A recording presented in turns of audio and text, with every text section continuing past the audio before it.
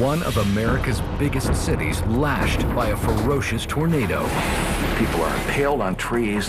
They're hit by flying objects. Panic spreads through the city like a wave. You may have only a few seconds in which to act. Winds as high as 300 miles an hour tear through skyscrapers. People could actually be sucked out of a building. Freeways become terror zones. In rush hour traffic, the fatalities are going to be unfathomable. Authorities perform heroically, but hundreds of victims perish. I can't imagine a much worse scenario. But such a scenario could happen if an F5 tornado strikes Chicago, Illinois.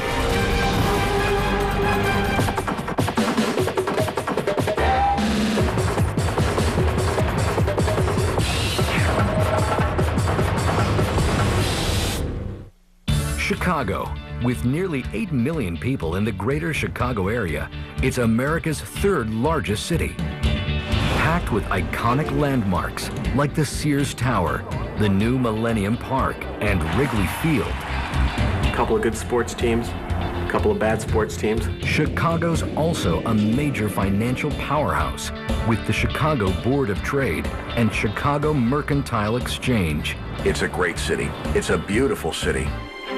But one day, it could be devastated by a major tornado. Though some locals don't believe it. You know it's not going to happen. I think of Kansas and Missouri when I think of tornadoes. I would never think of a tornado in the city of Chicago. But Chicago already has a long history of tornadoes. Devastating twisters tore through in 1876, 1920, 1961, and again in 1967, when one with 200-mile-per-hour winds cut a path through the neighboring community of Oaklawn and all the way into Lake Michigan. But if a tornado smashed into Chicago today, an area filled with millions of workers, the destruction would be horrific. I would not want to be there if a F5 tornado hit the downtown streets of Chicago. Don't think it could never happen, because it can. And most recently, it almost happened, just outside Chicago, in a peaceful suburb.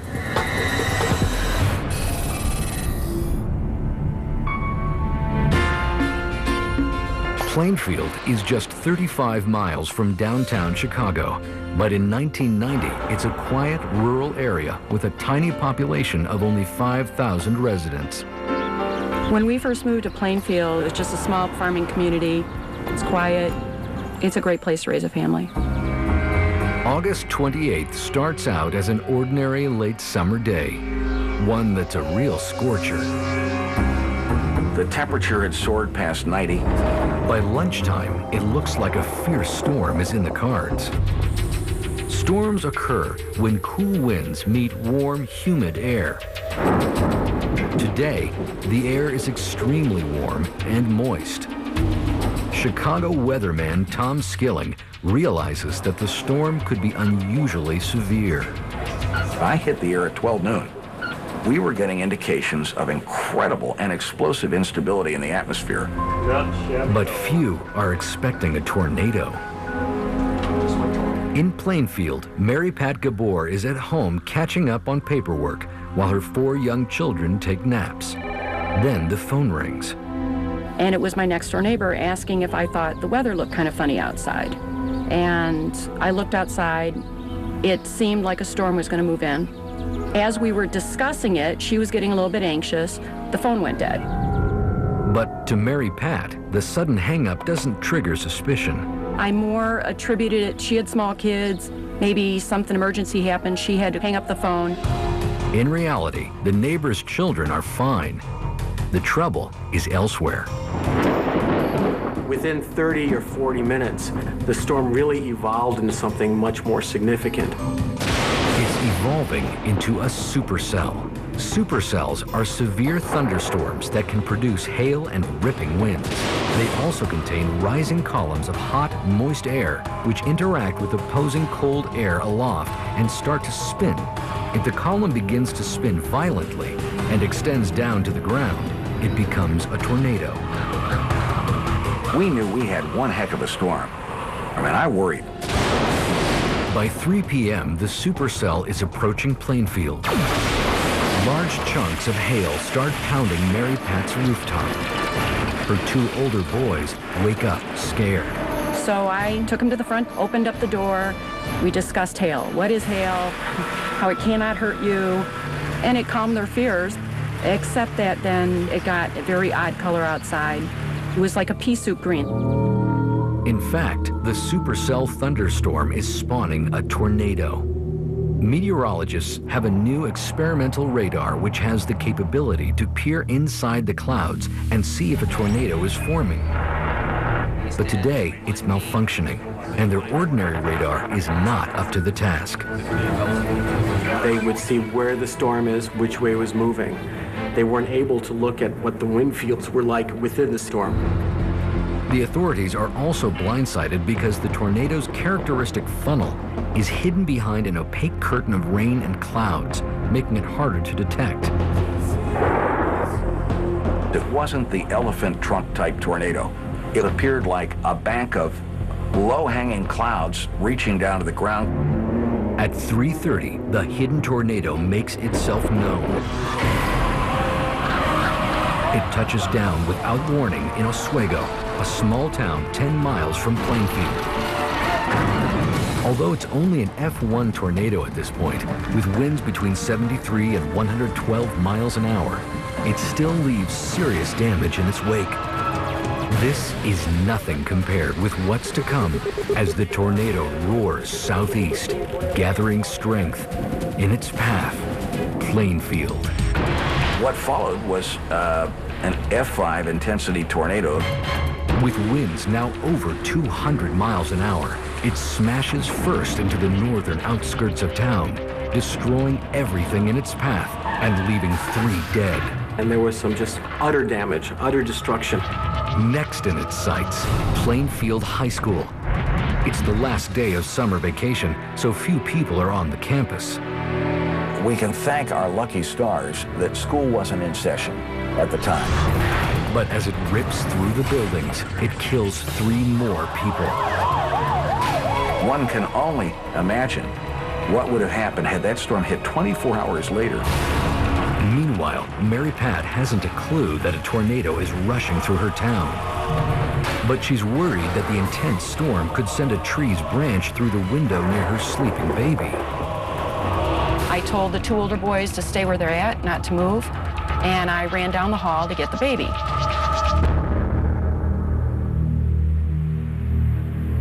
Seconds later, the tornado arrives. Mary Pat, still clutching her child, is thrown through the air as the twister demolishes the house, leaving nothing standing. Within moments, the twister has moved on. Amazingly, Mary Pat and her children are safe. But her home is gone. No house behind me, no house in front of me, nothing. After a 20-minute rampage, an unusually long duration, the twister dissipates near Joliet, 16.5 miles from where it touched down. During its rampage, the tornado has killed 29 people, injured more than 350, and destroyed hundreds of homes. It's okay! It's okay! We're all right! We lived! Finding out that people died, you just realize, one, how short life is, how blessed you were. We, at least, were lucky that we had all of ourselves, our lives. The tornado caused widespread devastation, but if a similar tornado hit Plainfield today, the damage would be far, far worse. Plainfield had a population at the time a little over 5,000. Today, its population has soared to over 22,000 people. And if a tornado hit just 35 miles farther northeast, toward the 3 million people in Chicago itself, the deadly effects would be unimaginable. Up next, what would happen if an F5 did strike the Windy City? You put that kind of tornado through rush hour traffic, the fatalities are going to be unfathomable. When It Could Happen Tomorrow returns. Chicago's known as the Windy City. But one day, that city will be hit with winds that could cause severe downtown destruction. An F5 tornado. Due to two local myths, many residents of Chicago believe that their city is immune to twisters. The first, Lake Michigan, will protect them. I think because of all the winds that come from the lake, that it would be nearly impossible for a tornado to hit in the city. Actually, my teacher told me that because we have a lake, that would never happen. Yeah. There's just enough truth in this idea to make it dangerous. The cool air off the lake does, in fact, have a deterrent effect on thunderstorms, but not all the time. You don't want people to believe that this is an absolute defense against the tornado risk in this area, because it's not. The second big myth is that downtown skyscrapers will stop a twister. I was told that you really can't hit here because of the buildings. I don't think it would be possible because of all the buildings so close. False. Skyscrapers can sap energy from a tornado, but not enough to destroy them. And the narrow canyons between them could even intensify the twister's effect. The wind speeds are accelerated by the fact that you have buildings on each side and have the pathway through the street. The unfortunate truth, Chicago is vulnerable to a major tornado. It's just a matter of time before the Chicago area is going to get hit with another significant tornado.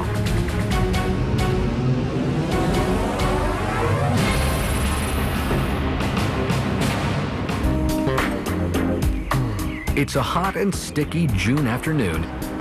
4.5 million people are hard at work throughout the city. Others try to escape the heat along Lake Michigan. But as the workday nears its end, dark clouds begin to appear.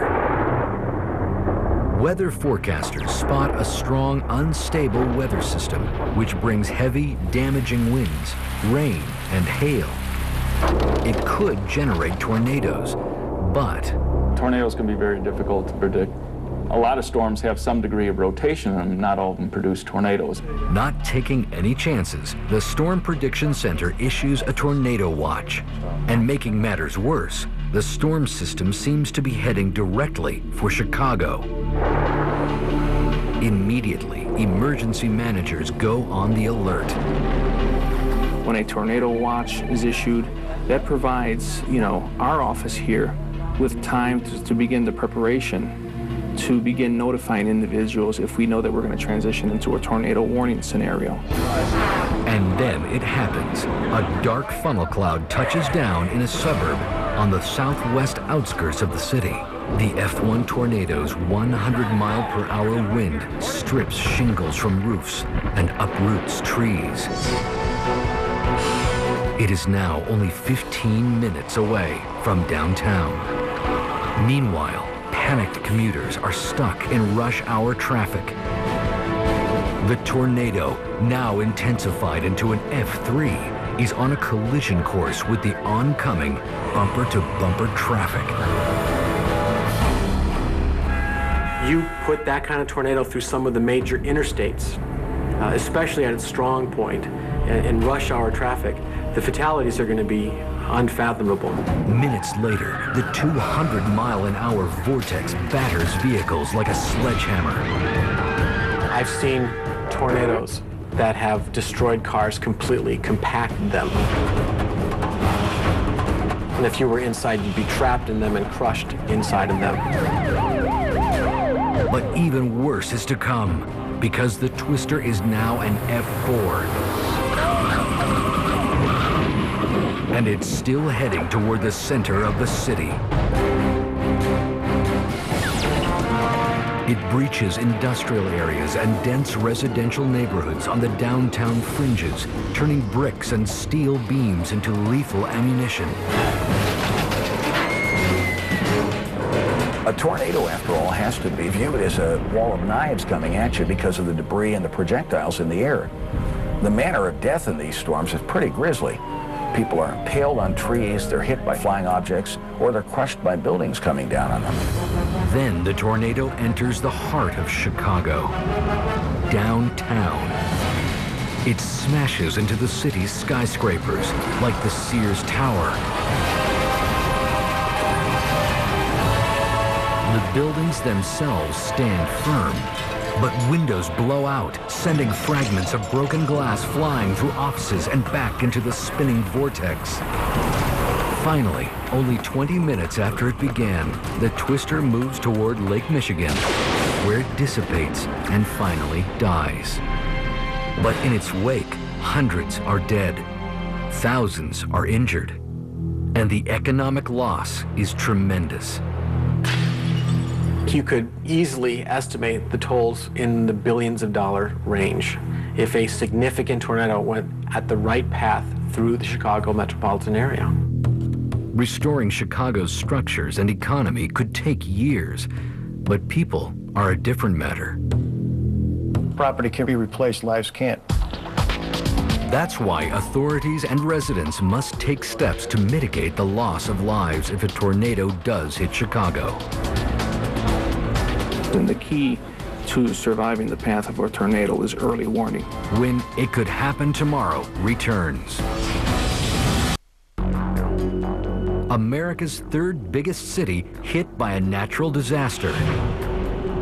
A major tornado hitting a highly populated part of the Chicago metro area is something that we have to think about because sooner or later it's going to happen. There's no way to stop a tornado in its tracks, but there are ways to prevent horrific damage and loss of life. And that's what we're paid to do in this business, to think the unthinkable. By analyzing hypothetical disaster scenarios, experts have prepared for a disastrous tornado, and state-of-the-art radar is a key to their plans. Today's Doppler radar, known as NEXRAD, can detect individual embryonic tornadoes forming within supercells. Doppler focuses on wind velocity, and therefore we can see the circulations within thunderstorm clusters. Even though there may be as little as 15 or 30 minutes before a tornado strikes, that time can make all the difference for those who are able to get to shelter. So getting the word out is crucial, and much of this will be done automatically. The television station side, for instance, we have computers that immediately compose a crawl that goes across the bottom of the screen. If a tornado bears down on Chicago, TV screens will flash a warning. A reverse 911 system will make 1,000 calls a minute to residents throughout the area. And 120 sirens dotted throughout the city will also blare the alert. The first Tuesday of every month at 10 o'clock a.m., those emergency warning sirens are tested. Meanwhile, the city's emergency workers have been specially trained to go into damaged or collapsed buildings and find survivors. One of the most important things is if we have people that are viable, alive, we're going to go in and get them. We may not have access with large equipment to get in there, so we're going to have to tunnel in by hand to get them out. Emergency officials may be ready, but is the public? You have to be self-sustaining for a 72-hour period because, you know, government can't do it alone. You've got to have a plan of action. And you can't be thinking about it when the house is breaking up. Find out the simple rules that can save your life when It Could Happen Tomorrow returns. Saving yourself and your family from a raging tornado starts with knowing how to react to weather advisories and knowing where to go. When the tornado is coming and you only have a few moments to react, that's not the time to think about, oh, now what did that guy tell me to do? The Chicago Office of Emergency Management is very clear about where residents should ride out the tornado. The best thing they do is to get to the lowest floor in their home or apartment. If you're in a skyscraper and there's no time to get to the basement, the upper floors can still be safe havens. Just seek shelter somewhere in the middle of the building. Get away from the windows. At that point, that's your biggest threat, is the windows being broken by debris. If you're on the road during a tornado, inside your vehicle is possibly the worst place to be. The missiles come inside the cars. and if anyone is in there, they can be killed. The best option is to rush to the nearest sturdy building for shelter. But if there's nothing nearby, officials recommend lying down in a ditch. You want to lay down flat because you'll cut the surface area of your body that can be exposed to whatever is blowing around. Perhaps the hardest tip to understand is one that all experts agree upon. Don't take shelter in an underpass. You get a funneling effect of the winds through there, and it's potentially deadly. One thing to remember, though tornadoes can cause devastation for miles, they create a fairly narrow path of destruction, which averages just 500 feet wide. The tornado is generally going to affect a very small area, with a path generally less than a mile. So the chances of any individual being hit are small. But it is going to happen. A tornado will one day strike the Windy City, and it could happen tomorrow.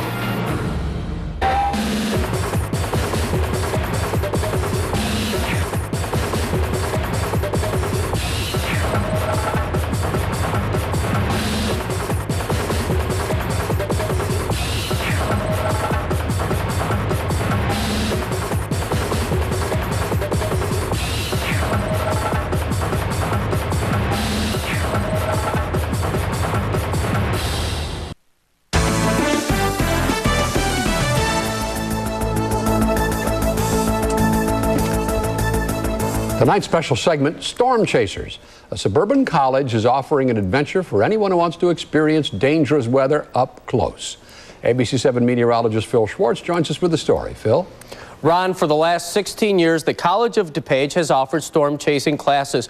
But starting just last year, they expanded the program to offer the opportunity to the general public. Before the would-be chasers leave, they first must take classes on tornado safety. Then it's time to climb into a storm-chasing van and head toward Tornado Alley. It's the lure of chasing a tornado like this one that brings out a diverse group from all over the country. We have wanted to do this for about the last 5 years. This was going to be our year to do it. It wasn't just some commercial tour operator, it was through a meteorology department with an educational backbone. A physicist from New Jersey, an investment banker from California, 2 record keepers with the Addison Police Department, and a site selection analyst from Aurora are among the 14 who set out on this 10-day adventure. We caught up to the chasers in Kansas, 5 days into their 10-day trip. They're traveling in 2 specially designed vans equipped with wireless internet access and radios to monitor the National Weather Service as well as police reports. So far, they've seen only 2 days of storms and no tornadoes. After an early morning breakfast, it's time for the daily weather briefing. There might be cold air advection at that level. This day, it looks promising, but they're going to head south towards the Kansas-Oklahoma border. I looked at stuff, and it still looks like south of here is better. Then it's time to pack up and drive into position. Once the chasers are in the area believed primed for tornadoes, there's nothing to do but wait. After sitting in a van up to 8 hours, the chasers break the monotony by playing softball or just getting a little rest. Finally, storms begin to fire, but not in our vicinity. I was looking at the SPC mesoscale page. There's a chance there's maybe some colder air moving at 700. And we've got one cumulus congestus cloud over there. I think if the further north and east we go, the better shot we got at initiation today. For 2 hours, we drive back to the north as the sky starts to show signs of thunderstorm development. Finally, we catch up with an impressive thunderstorm, possibly capable of producing a tornado. What we're looking at right now is we have a supercell just off to our west-northwest. This circle is our position. This is showing inbounds to the radar, outbounds away from the radar. There's rotation in this cell right here. When we speed the tape up and loop it, you can see how the storm is actually rotating. If there is going to be a twister, it's going to emerge from this part of the storm. All right, guys, let's go. We continue to head southeast, staying a safe distance ahead of the storm. Pea-sized hail begins to fall. It's one of the first signs of a possible tornado. Lightning is striking all around, including this bolt that strikes less than 100 yards away. Even after nightfall, the twister threat continues. This storm has continued to intensify even after sunset. It is now showing signs of rotation and could still possibly form a tornado. While the storm did produce some extremely heavy rains and winds over 70 miles per hour, it did not spawn a tornado. Still, the chasers were thrilled with the day's events. I was really, I was hoping to see a supercell thunderstorm, and what we saw tonight, I think, exceeded my expectations. It's just unbelievable. It's unlike anything that I had ever seen before. I've never been in a rain that hard. Came close to seeing a tornado. Very exciting.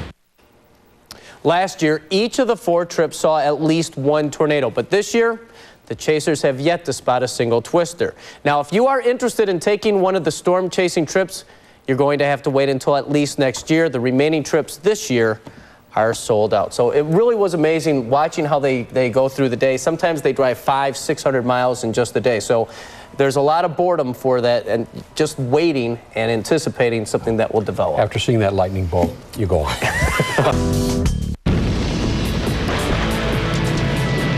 We could feel debris hitting us, and the winds just whipped over us. If you can imagine, every window in this house is shattering. I mean, this was a storm that had sheared corn stalks right down to the ground. The destruction out here in Plainfield, ladies and gentlemen, is total destruction. It's unbelievable. I knew that people could be hurt. People could be hurt really bad. All I could think of with the baby was, oh my God, he's gonna die. He's gonna die. From the Weather Channel, this is Storm Stories with meteorologist Jim Cantore.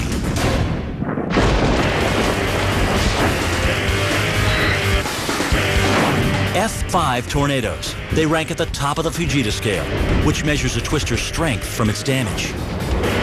Their wind speeds are estimated between 261 and 318 miles an hour. These giants are so rare, they account for 0.1% of all twisters. But they have resulted in 24% of all tornado deaths on record. Chicago's WGN-TV meteorologist Tom Skilling knows the danger of an F5. In the tornado world, the F5 tornado is the monster. It devastates everything with which it comes in contact. Skilling tracked one of the deadliest F5s to hit Illinois. It happened in August of 1990 in the town of Plainfield, just 35 miles southwest of Chicago. I didn't have TV or the radio on, so if there was a warning, I didn't hear it. The twister appeared so suddenly, there was no time to sound the tornado sirens.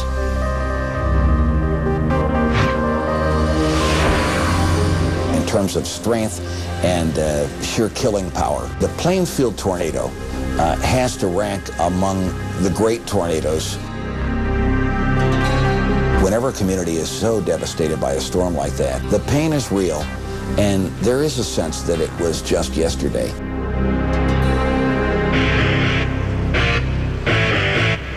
August 28, 1990, around 3 p.m., a large wall cloud develops about 20 miles northwest of Plainfield. It was dark, it was ominous, oily appearing, and yet no sign of the rotation and all that would have given it away as a tornado. It grows so large that most residents don't recognize its shape as a twister. But a college meteorology professor videotapes the signs of a tornado brewing. Oh my gosh, that looks like there's rotation in. That looks like the wall cloud. Oh, I better get out of here. Many Plainfield residents are busy trying to keep cool in the 90-degree heat. The day was very typical for August. We really wanted to be in as light of clothing as possible. Mary Pat Gabor has her 4 young sons down for a nap. Nicholas, age 5, Clayton, 4, 2-year-old Chase, and Austin, who is just 6 weeks old. Mary Pat's husband, Terry, is more than 30 miles away at work. The Gabors have lived in Plainfield for 5 years. It appeared to be a great place to raise a family. Everybody knew everybody, and I loved it. Next door, 16-year-old Derek Beggs is enjoying his final day of summer vacation before returning to Plainfield High School. I had just gotten my driver's license, was, begging my mom and dad to let me drive, and that particular day, I got to drive by myself the first time. Derek borrows the family car to pick up a loaf of bread for his mother. The trip is brief. It started hailing while I was at the grocery store, and I was worried that the car was going to get damaged. Derek gets the car home just as the hail picks up. At Plainfield High, students holding summer athletics notice the dramatic change in the weather. 16-year-old Ed Petka interrupts his drills with the varsity football team. The sky had a slight green color to it as it was rolling in, and the temperature dropped really rapidly. Petka's 13-year-old sister Tanya is inside the gymnasium practicing with the freshman volleyball team. The girls are distracted by the sound of the pelting hail on the roof. It was definitely unusual, but not so out of the ordinary that we knew what was to come. And in all of our excitement, we're going to continue with our passing drills. But Tanya's coach senses something is wrong. She instructs all 45 girls to get into the hallway and take cover. Moments later, the wind howls. It was at that point we knew that this was not your typical afternoon thunderstorm. The students are unaware that a huge twister is barreling toward their school. It's more than a quarter-mile wide. Wind speeds are estimated at more than 200 miles an hour. Out on the football field, Ed Petka and his teammates stop their practice. I went to go grab the tackling dummies, and the coach said to just leave them. So either he had some sort of premonition or he just realized how bad of a storm was moving in. Ed and the players scramble inside the school just in time. They take shelter in a gym. In an instant, the monster is on top of the building. The school roof crumples like a giant aluminum can.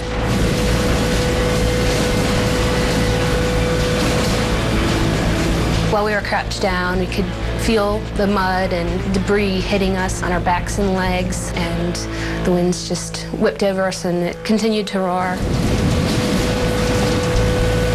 I remember thinking, where's Ed? Where's my brother? Last I knew, he was outside practicing. 2 miles away at Mary Pat's house, the sound of hail wakes up her 2 older boys. And they came running for me, Mommy, Mommy, you know. And I opened up the door to show them the hail, trying to ease their fears and calm them down that it's nothing more than ice. But as they peer up at the sky, the scene is worse than Mary Pat had thought. I remember it as being almost pea soup green. The trees started really moving in ways that trees are not supposed to move. The wind bends the shrubbery at a 90-degree angle. The frightened mother suddenly remembers her infant's crib is next to a window. I saw a real threat that a branch could break the window by the baby's bed. All I would have had to do was swing and crack a window and the baby would have had glass all over him. She tells her 2 older boys to stay by the door. Mary Pat sprints down the hallway to her baby's room. The only thing I remember is bending over and scooping him up, and then the sound of massive explosion of glass. She clutches her baby as the full fury of the F5 tornado sweeps over her house. As Mary Pat shields her infant, the raging twister chews the roof away. It lifts her and her son 20 feet in the air and deposits them in the hallway.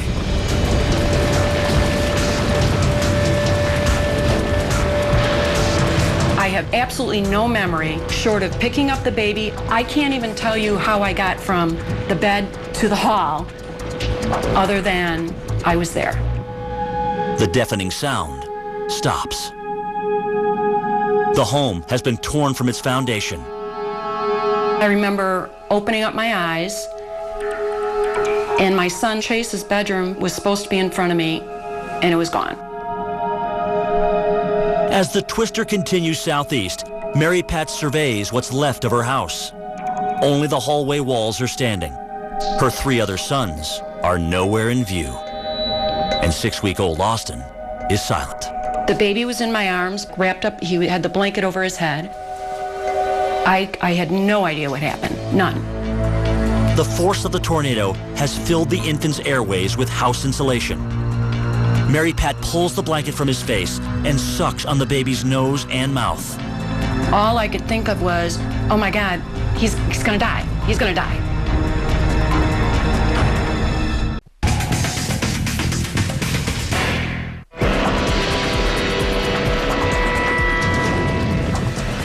August 28, 1990.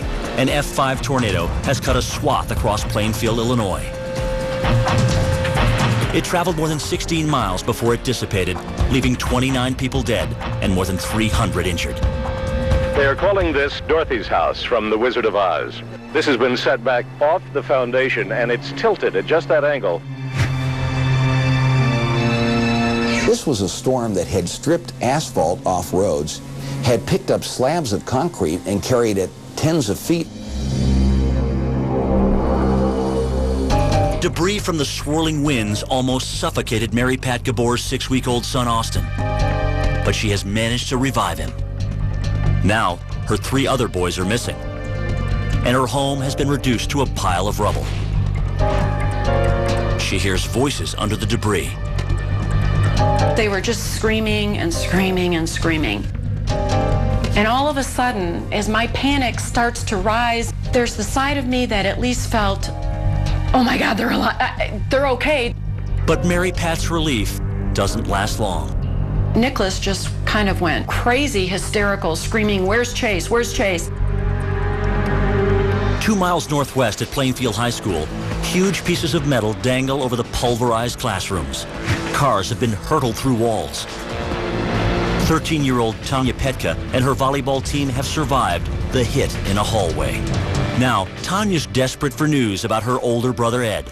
She hasn't seen him since football practice began hours ago. I hollered down the hallway where I could see some of the football players and said, is Ed Petka back there? Is Ed back there? What Tanya doesn't know is that Ed made it inside the gym minutes before the tornado hit. Now, he's in the hallway searching for her. I was very relieved at first to see her, put my arm around her, try to comfort her a little bit. I gave him a huge hug and cried, and I was very shaken up. Tanya is lightheaded and has trouble walking. Ed scoops up his sister and carries her out of the building. There was rumors of smells of gas, and the coaches decided they needed to evacuate. He carried me for a short while, and then I remember looking down and seeing that he had no shoes on. 2 miles away, Mary Pat desperately searches for her missing son, Chase. I looked up, and where my 2-year-old Chase's bedroom was supposed to be, there was nothing, just mess. She frantically turns to her eldest son, 5-year-old Nicholas, for help. I said, you have to take the baby. I'm screaming at him, you gotta calm down. I gotta find Chase. You can't smash the baby. Mary Pat then digs her way through the wood and glass into Chase's demolished bedroom. I knew where his bed was supposed to be, but you couldn't find it. I can't even identify the emotion other than fear to the nth degree. Mary Pat sees a wall with a window has collapsed onto Chase's bed. The mother is terrified her son has been crushed. And then all of a sudden, this head pops up. And it's Chase. And he's got his little pacifier, and he's just sucking real hard. The cutout where a window had been, he was in a perfect position to be protected. Next door, 16-year-old Derek Beggs has also been lucky. He has survived the tornado after shielding his mother and sister in their hallway. Derek checks that his family is okay, then steps out into the street. It was like a bomb had gone off. I remember looking back to my mom and just saying, oh my God, it's not just us. Derek's house is damaged, but not nearly as badly as Mary Pat's. Seeing what's left of it, he bolts next door to check on his neighbors. You couldn't tell what was the front room or the family room, and I knew that she had all the kids home, so it was a big concern. Chunks of wood jut out of the floor like daggers. Overwhelmed and surrounded by rubble, Mary Pat suddenly gives up hope. At that point, I truly believed that I could not get them out, and I just decided we're all gonna say our prayers, and that's what happens. We go together. Derek can see the terrified mother and children between the piles of debris. The way that they looked to me was as if you had maybe pinned like a baby rabbit in a corner, and it was just scared to death. But before he can reach them, Derek spots a new danger. Natural gas was blowing real strong. It had torn the gas meter right off the house. I didn't know if something like that could blow the whole subdivision up. And he's screaming for us and saying, "You gotta get out of the house. I smell gas. You gotta get out of the house."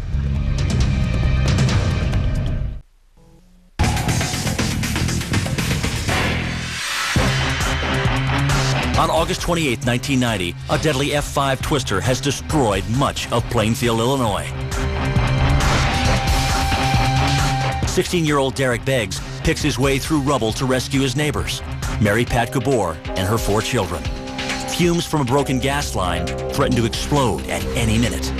The boys were crying, and I was trying to just get the kids out of there as fast as I could. Derek scoops up 5-year-old Nicholas and carries him to the street, where Derek's mother and sister wait. Then, the teenager re-enters the devastated house and one by one rescues the 3 other children. He made that conscious choice, not just coming in once, twice, 3 times, coming in 4 times, risking his life to save my children and myself. Mary Pat's husband Terry has been at work more than 30 miles away since the tornado hit. Now, she needs to get word to him that they're okay. She spots a driver on her cul-de-sac and is surprised to see he has a cell phone. I started pounding on the window and I'm screaming at him, "I've got to use your cell phone. I've got to call my husband. I've got to call my husband." I answered it, and I'll never forget the words she said to me. She says, "Terry, we lost our house." Terry is unaware that a twister has ripped through his neighborhood. I said, "A tornado?" And she says, "Yeah." And I said, "Is everybody all right?" I was screaming at him on the phone, and I never said, "I'm okay, the children are okay." I left him hanging and didn't realize it. Confused and panicked, Terry jumps into his van and speeds toward home.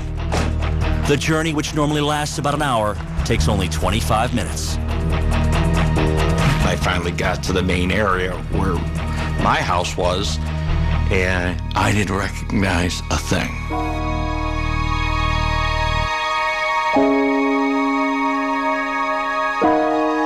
It looked like an atomic bomb hit the area. Just devastated. Terry wanders through the destruction, searching for his wife and kids. I just couldn't believe anybody on my block. There was nothing left on my block, that anybody survived.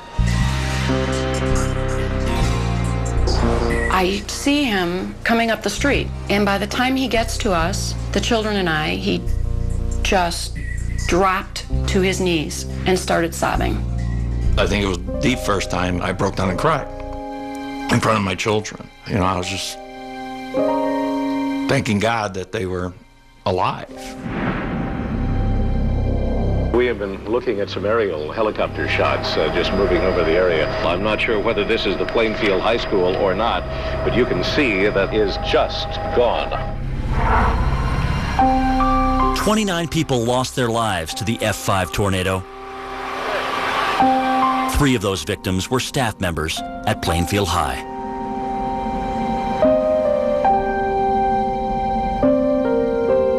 I look at the pictures of the high school and you can see the rafters of the gymnasium on the ground. And in the immediate hallway where we were so lucky. It leveled the high school. We could just see the incredible severity of the storm, including a semi-trailer that was on top of the building. More than 800 students were forced to spend the next 2.5 years busing to another school. It was the first time that I learned that the community was about the people who were there at the buildings where we gathered.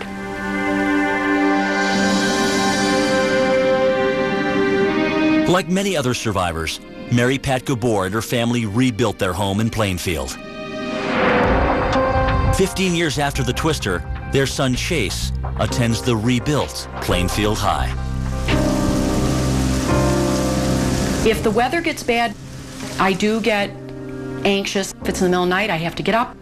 And the Gabors can't forget the heroic efforts of their neighbor, Derek Beggs. Derek put our lives ahead of his own and saved every single one of us. I mean, that's courage, you know. He was truly a hero that day, and I'm indebted to him forever. Derek now lives 30 miles away in Sheridan, Illinois with his wife Lisa and their 2 boys. After surviving the force of an F5, Derek has instilled some strong advice into his own kids. I don't want him to be afraid. I just want him to be educated about what it is. When you hear the tornado siren, you go to the basement. No horsing around, just go. The Plainfield F5 in August of 1990 was one of the most powerful tornadoes to hit Illinois in the 20th century. To this day, whenever the skies darken down there or the thunder rumbles, we get calls wondering whether or not we're watching the situation. There's just something about the way everybody pulled together and helps one another, and that still continues. I still feel blessed that we live here. What causes green skies before a tornado? The answer is next on Storm Stories. So what causes green skies before a tornado? Exactly why the green hue appears is not known. One popular theory is that thunderstorms full of rain and hail give the sky a bluish tint. When you backlight this with incoming sunlight, the colors mix and paint the sky green. For Storm Stories, I'm meteorologist Jim Cantori. Your local forecast is next.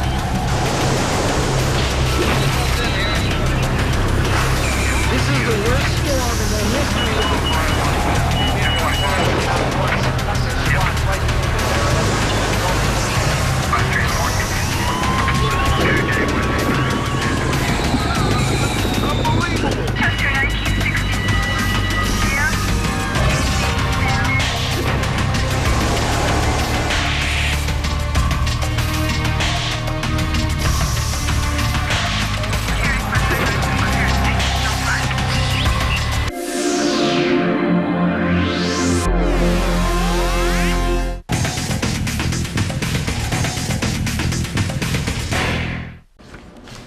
It's been 6 months now since a tornado devastated the small town of Utica, killing 8 people.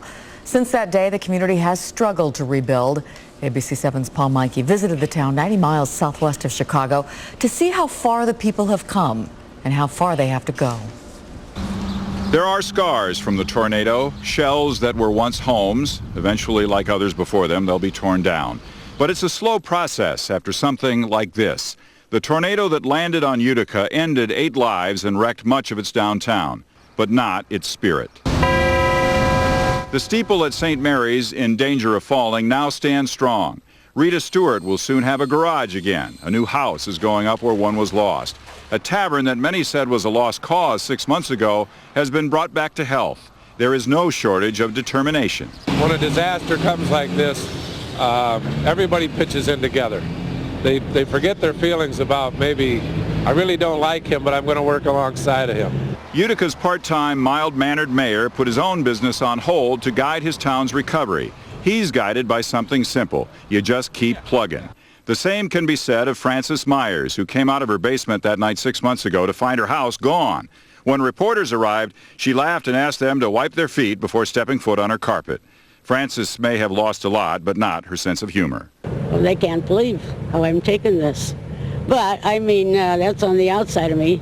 You know, they're laughing and talking, and crying doesn't help, doesn't do a thing. The ball diamond is fixed. Street lamps are back. They are victories, but they have taken time.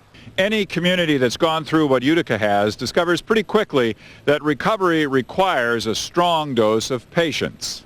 I think we all assumed that after the tornado that things would come together a lot more quickly. Some residents feel that the government's early promises were too rosy and are now too slow in coming, and insurance often doesn't cover all that's needed. You never get back to 100%.